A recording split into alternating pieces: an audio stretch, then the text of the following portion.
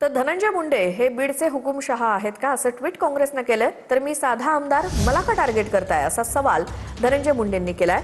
दरम्यान सुनेत्रा पवारांना बीडच्या कायदा सुव्यवस्थेबद्दल प्रश्न विचारण्यात आला, पण धनंजय मुंडेंनी पत्रकाराला रोखलं। यावरून काँग्रेसनं धनंजय मुंडेंवर टीका केली।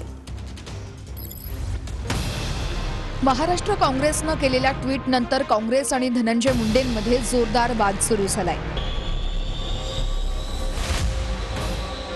धनंजय मुंडे बीडचे हुकुमशहा आहेत का अशी पोस्ट महाराष्ट्र काँग्रेसनं केली आहे। यावर धनंजय मुंडेंनी आपल्याला बदनाम केलं जात असल्याचं म्हटलंय।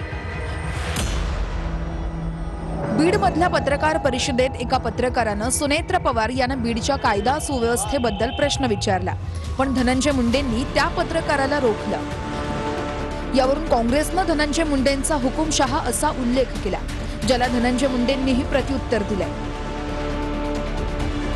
अरे माझी काय भीती है, मी इत्तू साहेब है, इत्तू साहेब है, क्या है मेरा?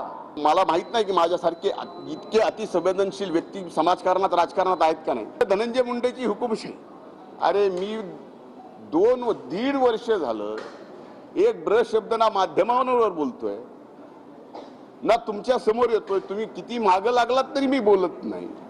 आज मी कुठल्या तिथं मंत्रिपदावर नाही, मी फक्त आमदार आहे, तरी सुद्धा आमदार म्हणून मी हुकुमशाह। म्हणजे एखाद्याचा द्वेष किती करावा।